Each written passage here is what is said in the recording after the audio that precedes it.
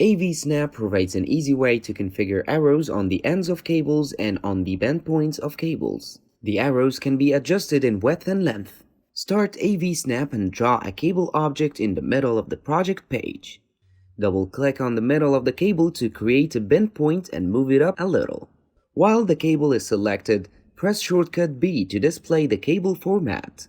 If you want to make this change as the default format for future use, you can press shortcut D instead to open up the default format.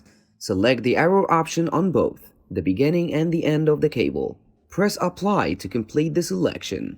On the same form, adjust the length and height of the arrow to achieve the desired look. Use the mouse scroll wheel to see the arrow change in size as you adjust the dimensions. Once completed, press OK.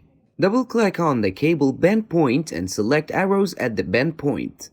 Press Apply to make the selection visible on the design page. To make the cable thicker, adjust the cable weight on the object format bar. Note that arrows will change in size as the cable gets thicker or thinner. The ability to adjust cable arrows adds a new dimension to AVSnap's flexibility as a system design tool. To speed up the creation of arrows on the beginning and the end of a cable object, use keyboard shortcuts, comma for left arrows and period for right arrows.